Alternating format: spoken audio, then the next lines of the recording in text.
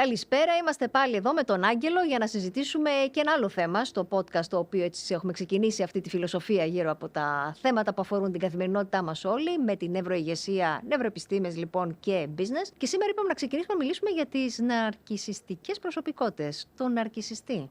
Είναι ένα θέμα το οποίο νομίζω καθημερινά, Άγγελα, μας συζητάνε τέτοια χαρακτηριστικά συμπεριφοράς στο χώρο των επιχειρήσεων. Και πώς μπορεί αυτό να φέρει στην κυριολεξία τα πάνω κάτω, χωρίς καν να ξέρουμε ότι γίνεται, και να μας αναστατώσει την εταιρεία την ίδια, την ομάδα και τη στρατηγική μας, και μόνο όταν φτάσουμε σε μια προχωρημένη κατάσταση τότε να το αντιληφθούμε και τότε να το μαζέψουμε. Αλλά δεν χρειάζεται να φτάσουμε σε μια τέτοια κατάσταση.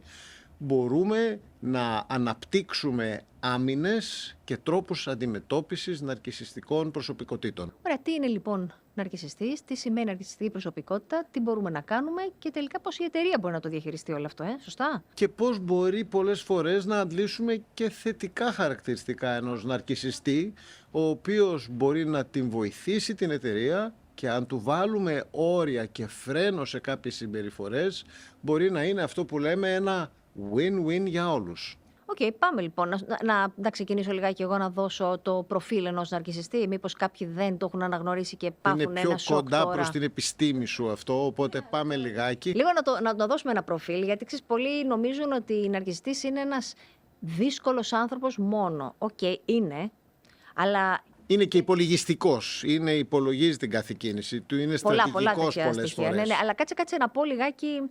Πρώτον, γιατί τον είπαμε ναρκισσιστή, okay? Δεν είναι ο Νάρκισσος, δεν είναι αυτός που είναι ωρεοπαθής. Ξεκινάει από τη μυθολογία, ναι, που ουσιαστικά κοιτούσε τον εαυτό του μέσα στη λίμνη και έλεγε τι ωραίος που είμαι. Πάμε να το βάλουμε λιγάκι σε μία άλλη διάσταση. Ο ναρκισσιστής, ο άνθρωπος ο οποίος ουσιαστικά θεωρεί ότι είναι ο καλύτερος από όλους τους άλλους, θεωρεί ότι τα κάνει όλα πιο σωστά από όλους τους άλλους. Οπότε, είναι εκεί για να σώσει καταστάσεις και πράγματα. Όχι, θα πω ότι ουσιαστικά ναι, έχεις δίκιο σε αυτό, αλλά λέω ότι ναρκισσιστή, όταν λέμε κάποιον, είναι ο άνθρωπος ο οποίος κατηγορεί τους άλλους για λάθη, ενώ εκείνος δεν φταίει ποτέ, είναι πάντα καλός, είναι πάντα τέλειος, αντιμετωπίζει τους άλλους με έναν τρόπο λίγο υπεροπτικό και τους έχει λίγο σε πιο χειριστικό επίπεδο. Και θα πω λίγο, λυπάμαι, δεν μου αρέσει πολύ η λέξη, αλλά θα το πω γιατί τους θέλει ως θύματά του. Επειδή τους θεωρεί υποδέστερους πολλές φορές. Ακριβώς αυτό. Δεν τους εκτιμάει μεταξύ μας. Αλλά εκεί είναι και το μυστικό λιγάκι αυτής της σχέσης μεταξύ ανθρώπων οι οποίοι μπορούν να δώσουμε αυτό το προφίλ του ναρκισσιστή και των ανθρώπων οι οποίοι είναι υποχείροι αυτών, δηλαδή λίγο θύματα.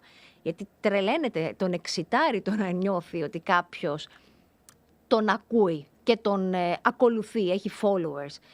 Ο άνθρωπος λοιπόν αυτός ο οποίος προσπαθεί να χειριστεί καταστάσεις και προσωπικότητες, θα πω είναι ένας άνθρωπος που έχει περάσει δύσκολα στα παιδικά του τα χρόνια, με ποια έννοια, ότι δεν έχει λάβει την προσοχή που ήθελε από παιδί. Δηλαδή είναι ένα παιδί το οποίο ουσιαστικά κανένας δεν του έλεγε μπράβο, κανένας δεν του έλεγε μπράβο πώς τα καταφέρνεις, κανένας δεν του δίνει σημασία. Οπότε η ανάγκη ενός ανθρώπου και του εγκεφάλου μας και της φύσης μας ως άνθρωποι να επιβιώσει, χρειάστηκε να αυτοθαυμάζεται. Να λέει στον ίδιο τον εαυτό ότι τα κάνω καλά, μπορώ, προχωράω. Και τυχαίνει πολλές φορές όμως και είναι και πιο εύστροφα άτομα. Δηλαδή η εμπειρία η δική μου είναι ότι έχουν τα βιώματα που λες, αλλά έχουν και μια ευστροφία και μια προσωπικότητα που τους βοηθάει να το κάνουν αυτά. Τους αυτά. έχει αναγκάσει εκ των πραγμάτων η ζωή, γιατί από την πολύ την απομόνωση ρουφάνε υλικό, μαθαίνουν πράγματα γιατί θέλουν να εξελιχθούν, να αναδειχθούν, γιατί ο στόχος είναι πάντα να με δει κάποιος να μου πει αυτό το μπράβο. Και φτάνουν σε ένα σημείο που καταφέρουν πολλά, αυτό που λες και εσύ, απ' την άλλη αν δούνε, και εκεί ξεκινάει η δύσκολη σχέση με τους άλλους ανθρώπους, γιατί συνήθως δεν είναι team players, είναι πολύ μόνοι τους να ξεκινήσουν να κάνουν το έργο για να το προχωρήσουν. Και πολύ υπολογιστικοί. Πολύ. Όταν λοιπόν όμως συνεργαζόμαστε μαζί και εδώ εσένα, Άγγελε, που έρχεσαι και αναλαμβάνεις ένα project, είσαι managers εξίσου ή καταφέρνεις και είσαι καλός τέλος πάντων σε αυτό που κάνεις, εκεί ξεκινάει το πρόβλημά μου, αν εγώ είμαι ένας άνθρωπος ο οποίος έχω περάσει αυτά που έχω περάσει. Γιατί τι κάνω? Ασυνείδητα μπαίνω στη διαδικασία και με συγκρίνω με σένα και λέω: κοίτα να δεις, ο Άγγελος πήρε αυτή τη θέση, τα κατάφερε, είναι καλός, αλλά σιγά. Τι είναι ο Άγγελος, είχε αυτό το support, δεν ήταν μόνος του, είχε το ένα, είχε το άλλο, είχε ανθρώπους από πίσω που τον βοηθήσανε, ήταν καλοί οι γονείς του. Δηλαδή θέλω να σου πω ότι δίνω σε σένα δικαιολογητικά γιατί έφτασες εκεί που έφτασες και γιατί είσαι αυτός που είσαι, εξυψώνοντας αυτόματα εμένα. Μπαίνοντας σε αυτή τη διαδικασία, αυτόματα λοιπόν σε έχω ότι εσύ δεν αξίζεις, γιατί κάποιος σε βοήθησε, δεν είσαι μόνος σου, ενώ εγώ τα κάνα μόνος μου, άρα είμαι καλύτερος από σένα. Και τι θα κάνω, θα σε χτυπήσω συναισθηματικά. Θέλω να σε διαλύσω συναισθηματικά. Άρα τι θα κάνω, αυτό κάνει ουσιαστικά ένας ναρκισσιστής. Σε χτυπάει, σου κάνει αυτό το λεγόμενο το emotional bullying, κάνει την ηθική παρενόχληση. Σου ενεργοποιεί το συναίσθημα του να νιώσεις μικρός. Πώς μπορούμε να το αντιληφθούμε αυτό αμέσως? Γιατί πολλές φορές βλέπουμε ότι προχωράει αυτό το σύνδρομο σε μια ομάδα, αλλά αυτό έχει αρνητικές επιπτώσεις που πολλές φορές είναι δύσκολο να τις γιατρέψεις, να τις επουλώσεις. Πώς μπορούμε να εκπαιδεύσουμε τον κόσμο λοιπόν σε μια ομάδα, αμέσως μόλις τη δει αυτή την προσωπικότητα, να την αναδείξει και τουλάχιστον να κατανοήσει ότι υπάρχει, για να πάρει ο καθένας τα δικά του μέτρα? Ένα από τα πιο βασικά είναι, γιατί θυμάμαι ήμουνα σε ένα πρόγραμμα και συζητούσαμε για αυτό το θέμα. Πήγε η συζήτηση εκεί, γιατί ήταν μέσω του self-awareness συζητούσαμε και πιο πολύ για την αυτογνωσία. Δηλαδή, πώς τελικά ένας άνθρωπος αναγνωρίζει τα καλά του και τα αρνητικά του. Περιττό να πω βέβαια ότι οποιοδήποτε είναι ναρκισσιστής δεν αναγνωρίζει τίποτε. Ό,τι και να του λες, είναι οι πιο δύσκολοι άνθρωποι στο να αντιληφθούν ότι κάπου είναι λάθος. Ο στόχος τους είναι να σου αποδείξουν ότι εσύ είσαι λάθος. Θυμάμαι λοιπόν, ήμασταν σε αυτή την ομάδα έτσι και συζητούσαμε και έλεγα αυτά που είπα τώρα, ότι τι κάνει, γιατί να σου συμπεριφέρεται κατά αυτόν τον τρόπο, γιατί κάθε φορά που καταφέρνεις κάτι, αντί να σου πει ένα μπράβο, αντί να σου πει ότι το κατάφερες και το πήγες καλά, που είναι ο μάνατζερ σου. Σου λέει εντάξει, λίγο ακόμα καλύτερα θα μπορούσες, γιατί έκανες αυτό και σου λέει τα της προσωπικότητας. Γιατί έχει τη δική του στρατηγική, γιατί οι άνθρωποι αυτοί και με διορθώνεις και αυτό, αλλά βασίζεται σε μια στρατηγική. Ό,τι κάνει, το κάνει με γνώμονα ένα τελικό αποτέλεσμα. Μα είναι μελετημένο αυτό που λες, είναι πολύ μελετημένη η στρατηγική του και θα μυριστεί, γιατί λυπάμαι το λέω αυτό, αλλά το αντιλαμβάνεσαι. Αν έχεις άνεση στην επικοινωνία και είναι χαρισματικοί ορισμένοι από αυτούς, γιατί δεν είναι έξυπνοι άνθρωποι, γιατί έχουν αυτοδουλέψει πάρα πολύ τον εαυτό τους. Γι' αυτό και λέω ότι είναι έξυπνοι άνθρωποι. Γνωρίζουν τα σημεία που θα ξεγλιστρήσουν για να μην φανούν μπροστά στον άλλον, τα αρδύνατα. Οπότε τι κάνουν, βλέπουν βήμα-βήμα που το πας. Εάν λοιπόν εσύ σου πω κάτι αρνητικό και λειτουργήσεις και δεν εναντιωθείς ή δεν μπεις μπροστά να διεκδικήσεις και να μου πεις κάτσε ρε εσύ, όχι. Αυτό που λες δεν συμφωνώ. Εάν δεν έρθεις σε αυτή την αντιπαράθεση και απλά δεχτείς αυτό που σου πει, αμέσως αντιλαμβάνεται ότι σε έβαλε, σε έριξε σε αυτό που λέμε λίγο τα δίχτυα του, το ότι είσαι πια για εκείνον εύκολος στο να σε χειριστεί. Συναισθηματικά. Και μιλώντας για ένα χειρισμό, θα πω εγώ μια δική μου προσωπική ιστορία. Είμαι λοιπόν σε μια διαπραγμάτευση η οποία κρατάει πάρα πολλές ώρες και βλέπω ότι δεν υπάρχει διάθεση από την αντίθετη μεριά να το λήξει το θέμα. Και φτάνουμε σε προχωρημένη ώρα μέσα στο βράδυ, όπου εγώ ανθρώπινα αρχίζω και πεινάω και αρχίζω και πιάνω τον εαυτό μου. Άρα αρχίζεις και γίνεσαι ευάλωτος. Γίνομαι ευάλωτος και αρχίζω και πιάνω τον εαυτό μου σε ένα-δύο σημεία. Τείνω να πάω να τα συμφωνήσω, γιατί βλέπω ότι έτσι μπορούμε να κλείσουμε το θέμα, να πάμε παρακάτω και βεβαίως και εγώ να βάλω λίγο τροφή στο σώμα μου, στον οργανισμό μου.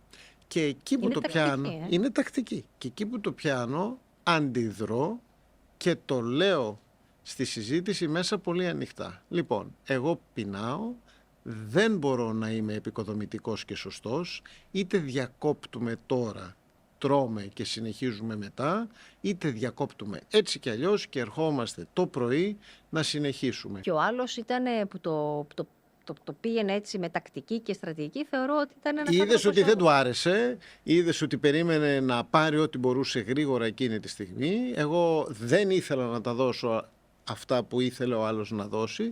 Βλέπετε λοιπόν, όλα είναι μια τακτική, όλα είναι μια στρατηγική. Όλα είναι τακτική και όλα είναι να είμαστε σε μια επαγρύπνηση, να αντιλαμβανόμαστε κάποιοι γύρω μας που καμιά φορά είναι οι ναρκισσιστές που συζητάμε τώρα, από τι συναισθήματα είναι ορμόμενοι, να τα πιάνουμε αυτά, να τα αντιλαμβανόμαστε και είτε να τα προάγουμε και να τα βγάζουμε στην κουβέντα και να λέμε τώρα εσύ, πολύ ανοιχτά, πας να κάνεις αυτό.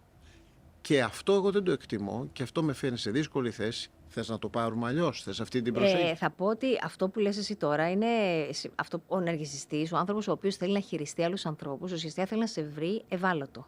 Άρα, εγώ θα πω η λέξη κλειδί λιγάκι είναι να μην βγάζεις αυτή την ευαλωτότητα απέναντι στον άλλον. Τι κάνουμε καμιά φορά που μπορεί να μας κάνει να δείχνουμε ευάλωτους, πώς μπορούμε να ασυναίσθητα να το κάνουμε και τι tips θα είχαμε από τις νευροεπιστήμες να δώσουμε που να πούμε ότι τώρα είμαστε ευάλωτοι, άρα μάζεψέ το, τι θα πρέπει να κάνω? Είναι αυτό που είπα πριν. Κάποιος που έχει αυτό, ο ναρκισσιστής έχει φοβερή, προσέξτε, δεν έχει ασφάλεια με τον εαυτό του, δεν έχει αυτοπεποίθηση, έχει πειθό, άσχετο τι νιώθει. Και έντονη προσωπικότητα. Πολύ, αλλά κρύβει τα συναισθήματα. Ο άνθρωπος ο οποίος δεν νιώθει να έχει αυτοπεποίθηση, δηλαδή αν εγώ δεν έχω αυτοπεποίθηση και μου κάνει κρούση ένας ναρκισσιστής, το πρώτο πράγμα που θα μου κάνει είναι συναισθηματικά να με χτυπήσει. Αυτό που είπα πριν. Αν λοιπόν εμένα συναισθηματικά εκείνος νιώσω και το δω ότι με κατάλαβε, είναι σαν να καταραίει μπροστά μου ένα ωραίο τείχος που θεωρούσε ότι δεν με καταλαβαίνει ο άλλος και ότι τώρα είμαι ευάλωτη. Τελείωσε. Ότι μπορεί να μου κάνει ό,τι θέλει. Γι' αυτό και όταν εγώ θα πέσω συναισθηματικά και θα με χάλια, θα έρθει ο συγκεκριμένος και θα μου πει: έλα, Ελισάβετ μου. Είναι οι πρώτοι άνθρωποι που έρχονται όταν νιώσεις χάλια, όταν πέσεις στην ομάδα. Δηλαδή, όσοι έχουν ζήσει αυτό, νομίζω ότι είναι ένα χαρακτηριστικό παράδειγμα. Μπορεί να σε τσιγκλάει, να σε πιέζει, να σου μιλάει άσχημα, να σε ελέγχει, να σε υποπτεύει, να σου κάνει κριτική, να σου δίνει συνέχεια αρνητικό, όχι feedback, αρνητική κριτική, έχει τεράστια διαφορά. Και όταν βάλεις τα κλάματα πια και σκάσεις, θα έρθει να σου πει: γιατί, τι σου συμβαίνει? Θρέφεται από την ευαλωτότητα. Εγώ θα το συνοψίσω πολλές φορές αυτό από την δική μας εμπειρία, ότι πολλές φορές τα άτομα αυτά βλέπουν την επίθεση ως την καλύτερη άμυνα. Α, ναι. Βγαίνουν πολύ επιθετικά για να καλύψουν τις δικές τους ανασφάλειες και για να μην μπουν εκείνα στην άμυνα, μπαίνουν στην επίθεση και καταπιέζουν τον κόσμο γύρω τους. Μα θυμάσαι σε ένα πρόγραμμα που ήμασταν παρέα και συζητούσαμε για δύσκολες προσωπικότητες που σηκώθηκαν και εναντιώθηκαν κάποιοι ως προς το ότι όχι, αυτά τα πράγματα δεν ισχύουν. Προδόθηκαν βέβαια, γιατί δεν μπορούσαν να συγκρατήσουν το γεγονός ότι κάποιος τους διάβασε. Γιατί ένα από τα μυστικά είναι που πιστεύουν ότι δεν διαβάζονται. Ότι είναι τόσο έξυπνα δομημένη αυτή η προσωπικότητα, τόσο ικανή, οπότε δεν μπορείς να διαβάσεις αυτή την ανασφάλεια, την υπέρτατη ανασφάλεια που υπάρχει. Και είναι φοβερά αγχώδεις άνθρωποι. Απ' την άλλη θα πω ακριβώς επειδή... Και όταν τη διαβάσεις, πας την υπερασπιστική τους γραμμή. Δεν μπορούν να υπερασπιστούν τον εαυτό τους εύκολα. Ναι, και έχει χάσει το όπλο του. Ουσιαστικά τον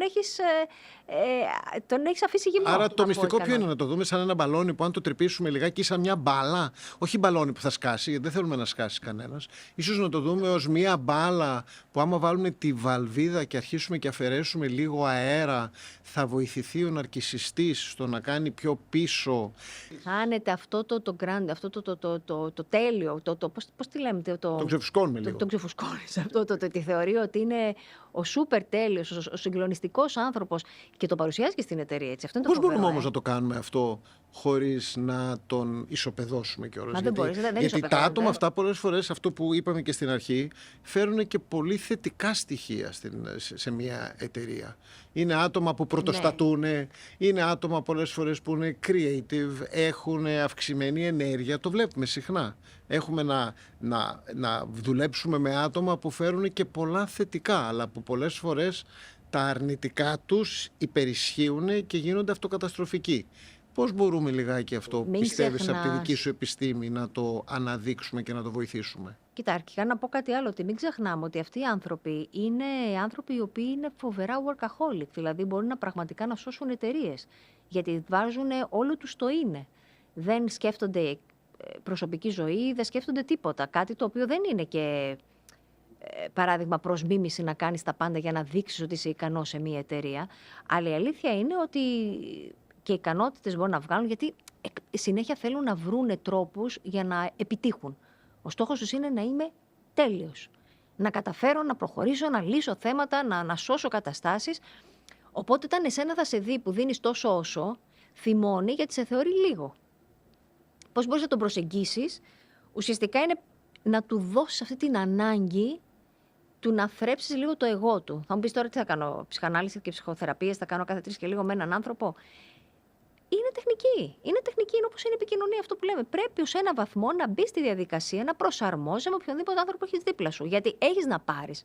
Και επίσης είναι, και το βλέπουμε, και θέμα εταιρικής κουλτούρας πολλές φορές. Δηλαδή, όταν η εταιρική κουλτούρα η ίδια δεν το αναδείξει αυτό ως πρόβλημα, άρα να πάρει τον αρκισιστή και να του πεις κινείς πάρα πολλά πράγματα πολύ σωστά, αλλά δημιουργείς και κάποια θέματα στις ομάδες μας και έλα να σε βοηθήσουμε να τα δουλέψεις. Άμα η εταιρική κουλτούρα το βοηθήσει αυτό το θέμα και το αναδείξει, εκεί λύνονται και πολλά προβλήματα. Άρα. Της πώς θα απελευθεί το πρόβλημα, συγγνώμη, σε διακόψω εδώ. Γιατί το έχω ζήσει σε πολλές περιπτώσεις, στις συμπεριφορές αυτές. Θα τον πάρεις τον αρκισιστή, θα του πεις εσύ αυτά που θέλεις, ως τμήμα προσωπικού, ως υπεύθυνος ή ως ο δικός του μάνατζερ. Θα του επισημάνεις τα λάθος σημεία και θα ήθελες να βελτιώσει κάποια πράγματα ώστε να εξελιχθεί. Θα του πεις ότι η ομάδα σου υποφέρει. Θα του πεις ότι έχει δημιουργήσει ένα τοξικό περιβάλλον, γιατί ουσιαστικά υπάρχει καυγάς, υπάρχει ένταση, υπάρχει φωνή. Θυμός. Υπάρχουν κλάματα. Δεν είναι Θυμός. εύκολο. Είναι πολύ δύσκολο το περιβάλλον. Δηλαδή, ένας αρκισιστής δεν θα σε αφήσει να φύγεις την ώρα σου. Ακόμα και να έχεις τελειώσει, θα σου πει κι άλλο. Γιατί ο στόχος του είναι να φτάσεις όσο πιο ψηλά μπορείς, που δεν έχει τελειώμο αυτό. Θα πιέσει πολύ, οπότε είναι πολύ έντονο το περιβάλλον. Απλά, όταν εκεί έρχεται το μυστικό ότι τον αρκισιστή δεν μπορείς να τον αλλάξεις. Αυτός είναι. Είτε μπορείς είτε δεν μπορείς. Γιατί τι θα κάνει? Εκ των πραγμάτων, γιατί ένας άνθρωπος που του αρέσει, ρουφάει πληροφορίες, θα έρθει σε όλα τα προγράμματα, θα κάνει τα coaching, θα κάνει θα αναπτυχθεί, θα διαβάσει, θα σου ζητήσει βιβλία, θα σου ζητήσει πάρα πολύ υλικό για να εξελιχθεί. Απλά, αν αλλάξει η νοοτροπία της εταιρείας πια και η κουλτούρα, ότι μιλάμε, διεκδικούμε, μπαίνουν πολιτικές του τύπου δεν φεύγουμε όποτε είναι, δηλαδή ότι υπάρχουν όρια. Όταν τέλος πάντων αλλάξει η δομή της εταιρείας και η κουλτούρα, το DNA γύρω από το πώς ο καθένας μπορεί να μιλήσει, να διεκδικήσει και να υπάρχουν κανόνες, τότε ο ναρκισσιστής, επειδή δεν βρίσκει έδαφος, Θα πρέπει να απομακρυνθεί την εταιρεία. απομακρύνεται μόνος του. Απομακρύνεται. Γιατί είναι, να το πω λίγο πιο απλά, ξενερώνει. Αλλά πολλές φορές πρέπει νόημα ενεργά να τον απομακρύνει μια εταιρεία. Ναι. Γιατί τελικά τα ωφέλη που μπορεί να φέρει είναι πολύ λιγότερα από το κακό που κάνει. Αλλά το ότι σώζουν καταστάσεις, γιατί πραγματικά είναι ικανοί, αυτό είναι ένα ωραίο κομμάτι το οποίο πρέπει και να μείνει. Γιατί δεν είναι άνθρωποι που θέλουν απλά να καταστρέψουν τον άλλον. Είναι ευρηματικοί, είναι δημιουργικοί, είναι πρακτικοί. Έχουν πάρα πολύ άσχημο τρόπο. Αλλά και ο ναρκισσισμός έχει τις βαθμίδες του. Άρα υπάρχουν καταστάσεις που μπορεί να σωθούν και να βοηθηθούν. Και βεβαίως και υπάρχουν και οι πολύ προχωρημένες εκφάνσεις αυτού του χαρακτηριστικού που δεν μπορούν, και εκεί ίσως πρέπει μια εταιρεία να πάρει πιο δραστικά μέτρα. Ένα χαρακτηριστικό, παραδείγματος χάρη, που δεν έχει ο ναρκισσιστής καθόλου είναι η ενσυναίσθηση. Δηλαδή δεν μπορεί να καταλάβει ότι εκείνη την ώρα εσύ πονάς με αυτό που σου λέει. Δεν μπορεί να καταλάβει ότι ο τρόπος είναι απαράδεκτος. Μπορούμε να τον κάνουμε να το καταλάβει ή θα δυνατήσει ακόμα και αν δεν το... θέλει. Δεν θέλει ή δεν μπορεί δεν κιόλας? μπορεί, συγγνώμη. Δεν μπορεί με την έννοια τι. Αυτό βλέπεις ακόμα και έχουμε δει ότι το σημείο του εγκεφάλου που έχει να κάνει με την ενσυναίσθηση είναι τροφικό. Δεν μπορεί να συνειδητοποιήσει ότι εσύ με αυτό, γιατί το έχει ζήσει το δικό του το βίωμα, είναι ότι εγώ αυτό το έχω κάνει. Δηλαδή εσύ είσαι αδύναμος αν δεν μπορείς να αντιμετωπίσεις την αυστηρή μου συμπεριφορά ή το στόχο μου. Γιατί εγώ το έχω κάνει. Αφού το έχω κάνει εγώ και δεν το κάνεις εσύ, σημαίνει ότι είσαι εσύ λίγος, αφού τα κατάφερα. Άρα είναι ένας άνθρωπος ο οποίος θέλει το competition, δεν έχει ενσυναίσθηση, δεν μπορεί να καταλάβει αυτό που συζητάμε και λέμε ότι είναι τοξικό κάτι. Σου λέει ναι, η τοξικότητα με έκανε αυτό που είμαι. Άρα πάμε τώρα να βοηθήσουμε τον κόσμο που μας παρακολουθεί, που εισπράττουν τη συμπεριφορά του ναρκισσιστή, να τους βοηθήσουμε με 4-5 γρήγορα tips το πώς μπορούν να αποκρούσουν μια τέτοια συμπεριφορά, και πώς μπορούν οι ίδιοι να μην χάσουν τη δική τους την πηξίδα και να μην τους αποπροσανατολίσει κάποιος κάνοντας να πιστέψουν λανθασμένα ότι εκείνοι φταίνε για καταστάσεις. Πώς μπορούμε λοιπόν 4-5 πράγματα να τα συνοψίσουμε και να βοηθήσουμε ώστε ακόμα και αν είμαστε μέλη μιας ομάδας με μια ναρκισσιστική προσωπικότητα που ηγείται, να μπορέσουμε να επιβιώσουμε και να προχωρήσουμε και εμείς επαγγελματικά, γιατί στο τέλος η εργασία είναι εργασία, αλλά είναι και μια ικανοποίηση και πρέπει να μας φέρνει πιο κοντά στους στόχους μας και να μεγαλώνουμε κι εμείς και να αντλούμε τις αξίες μας μέσα από την εργασία μας και να μην αφήνουμε κανέναν να μας αφαιρεί τα πιστεύω. Πώς μπορούμε να το συνοψίσουμε σε 4-5 Αρχικά θα πω κάτι σημεία. το οποίο μπορεί να μην είναι πολύ αισιόδοξο, αλλά προετοιμαστείτε, έρχονται πολλοί ναρκισσιστές. Η νέα γενιά είναι, και δεν το λέω με την κακή έννοια, αλλά επειδή υπάρχει πολύ, πώς να την πω τη λέξη, μεγαλώνουν πολλά άτομα μόνα τους χωρίς να παίρνουν τον μπράβο και επίσης ακόμα και το εκπαιδευτικό σύστημα έχει πάψει να επιβραβεύει. Και τα social media κάνουν τον κόσμο να κλειστεί και μόνος του, οπότε και αυτό. Και υπάρχει αυτό η αίσθηση το ότι είμαι ο καταπληκτικός, ο σε ένα τέλειος. δικό μου σύμπαν. Μπράβο. Οπότε να το αντιμετωπίσουμε και θα έρθει, εγώ βλέπω, μια μεγάλη αύξηση. Άρα οι νέες γενιές που μπαίνουν στον εργασιακό χώρο πρέπει να είμαστε πιο πολύ on the lookout για να τα εξετάσουμε αυτά τα φαινόμενα πριν να γνωρίζουμε ότι υπάρχουν, οπότε όταν κάνουμε την επιλογή προσωπικού να ξέρουμε από την αρχή ότι σε αυτή τη γενιά θα το αντιμετωπίσουμε πιο πολύ. Η νέα γενιά θα είναι, αλλά γιατί έχει παρεξηγηθεί κιόλας και δεν το λέω ως διαταραχή προσωπικότητας, το λέω σαν μια αίσθηση το ότι πιστεύουν ότι αξίζουν πολύ περισσότερο από αυτό που είναι, το οποίο δεν είναι αμφιβάλλω, αλλά έχει και κάτι πρέπει να αποδείξεις κιόλας αν αξίζει. Εγώ πάω τώρα στην κλασική, στον άνθρωπο ο οποίος, αυτό θέλω να διαχωριστεί, είναι ο άνθρωπος ο οποίος μπορεί να σε διαλύσει συναισθηματικά. Άρα το tip είναι οτιδήποτε θα σου πει κάποιος άνθρωπος, ακόμα και αν το λέει για σένα και το λέει στο πρόσωπό σου, μην το πάρεις προσωπικά. Μπες σε αυτή την ερμηνεία που έδωσα των πραγμάτων, ότι για να στο λέει τόσο επιθετικά και να θέλει να σε διαλύσει συναισθηματικά, κάτι έχει δει σε σένα που θαυμάζει. Και άσχετα ότι δεν μπορώ να τον σταματήσω τον άνθρωπο αυτόν γιατί έρχεται με φόρα, πώς μπορώ να τον αναχαιτήσω τουλάχιστον, ώστε η καθημερινότητά μου να είναι να μπορώ να την υποφέρω. Μπορεί να μην είναι ιδανική. Λοιπόν, μια τέτοια προσωπικότητα που έρχεται με φόρα να μου πει ότι τα κάνω λάθος, ότι εκείνος τα κάνει καλύτερα. Μην του δώσεις το κουλουράκι, το ότι μπορεί να σε έχει του χεριού του. Ξέρεις ποιος είναι το μαγικό χαρακτηριστικό που ζητάει? Να είσαι θύμα του, δηλαδή να είσαι αυτός που είσαι εξαρτημένος. Υπάρχουν άνθρωποι εξαρτημένοι. Πώς δείχνω ότι δεν είμαι εξαρτημένος? Που έχω άποψη. Έχω άποψη για τα πράγματα, έχω πειθώ, διεκδικώ, μιλάω. Λέω κάποια πράγματα με τον δικό μου τον τρόπο, είναι όλα αυτά που θα ξέρεις και τα συζητάμε και στα διάφορα podcast. Η επικοινωνία πάλι παίζει τεράστιο ρόλο. Να σε νιώσει ότι δεν είσαι άνθρωπος ο οποίος με το που θα σου πει κάτι ο άλλος αμέσως νιώθεις μια ανασφάλεια και μια ευαλωτότητα. Μην νιώσει αυτό το χαρακτηριστικό, γιατί ψάχνει να βρει τους ανθρώπους που είναι εξαρτημένοι για να μπορεί να του κάνουν αυτά που θέλει. Γιατί μεταξύ μας υπάρχουν και άνθρωποι που θέλουν έναν ναρκισσιστή στη ζωή τους. Ξέρεις, τα πιο σημαντικά ζευγάρια που υπάρχουν, τα πιο δυνατά ζευγάρια στη ζωή, λέμε ότι είναι ένας ναρκισσιστής και ένας εξαρτημένος. Τώρα δεν μιλάω για ποιο φίλο, αλλά αυτή η δυναμική είναι ότι εγώ ως εξαρτημένος έχω κάποιον κάτω από τις φτερούγες του που συμπορεύομαι και νιώθω ασφάλεια. Αυτό θέλω εξαρτημένος. Και ο άλλος σου λέει ότι εγώ θέλω κάποιον ο οποίος με ακολουθεί και νιώθω όμορφα που τον οδηγώ εκεί που θέλω. Άρα καθημερινά όταν πάμε στην εταιρεία πρέπει να μπαίνουμε με μια στρατηγική στο μυαλό μας. Ότι σήμερα θα πρέπει να αντιμετωπίσω κάποια θέματα και πρέπει να είμαι alert, ώστε όταν έρθει και με αντιμετωπίσει πιο δυναμικά, πιο επιθετικά, εγώ να έχω σκεφτεί από πριν πώς θα απαντήσω και πώς θα ενεργήσω. Κοίτα, σωστά? Δεν είναι σωστά, αλλά θέλει είναι αυτό που λες εσύ και πολλές φορές και το συζητάμε. Θέλει ένα toolbox.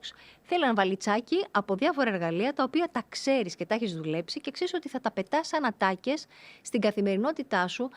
Γιατί αν σε πετύχει το ότι δεν ξέρεις τι να απαντήσεις, το χάσεις το Αλλά παιχνίδι. πρέπει να το έχουμε ανοίξει το toolbox αυτό. Το Πριν να έχουμε δει τι έχουμε μας. μέσα, τι εργαλεία, να τα έχουμε σκεφτεί. Αν εγώ είμαι ένας άνθρωπος ο οποίος είμαι αρκετά ανασφαλής σε θέματα, γιατί όλοι έχουμε μια ανασφάλεια, αλλά στο χώρο της δουλειάς το βγάλω αυτό και ο άλλος μου το τσιμπήσει, αμέσως έχω δημιουργήσει έναν τελείως διαφορετικό δεσμό και μια διαφορετική σχέση πάνω στην οποία θα λειτουργήσει η συνεργασία μας.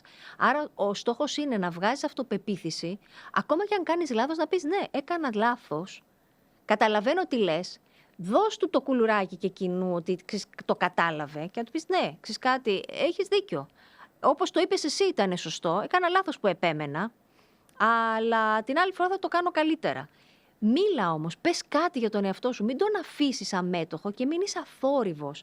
Γιατί αν δεν σε ακούσει, αν δεν ακούσει τη φωνή σου, άμα δεν δει την αυτοπεποίθησή σου, θα σε βάλει στο κουτάκι των ατόμων των οποίων θα χρησιμοποιήσουν, θα εγχειριστούν και μεταξύ μας συναισθηματικά θα τους παίξουν πάρα πολύ.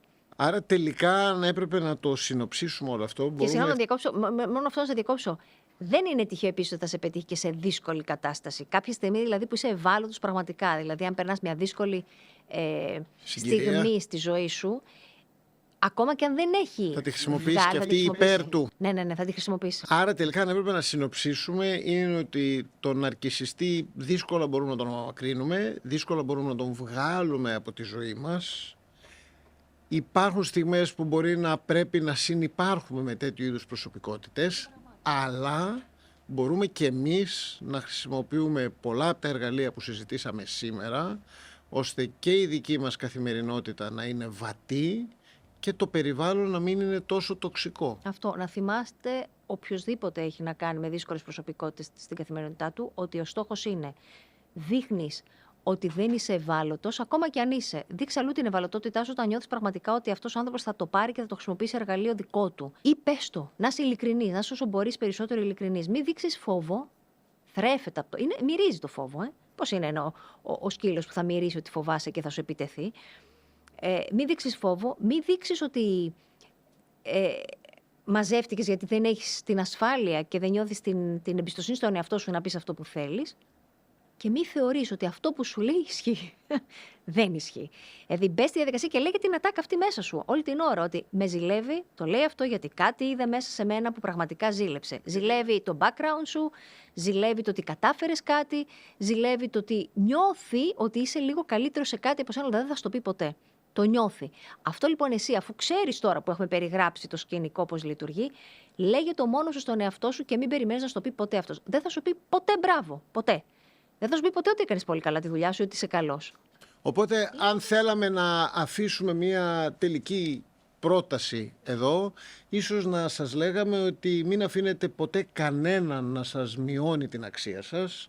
Έχετε τη δική σας αξία, ό,τι και να σας λέει κάποιος και να σας κάνει να πιστέψετε, και από την εργαλειοθήκη σας ανοίξτε τη, δείτε καθημερινά ποια εργαλεία πρέπει να χρησιμοποιήσετε και χρησιμοποιήστε τα έτσι ώστε να κάνετε την καθημερινότητά σας καλύτερη και να βοηθήσετε και την ομάδα σας να φέρνει τα αποτελέσματα που της αξίζουν. Συμφωνώ απόλυτα. Οπότε ραντεβού σε ένα επόμενο podcast με ένα άλλο πολύ ωραίο και ενδιαφέρον θέμα. Ευχαριστούμε πολύ που μας παρακολουθήσατε. Ευχαριστούμε.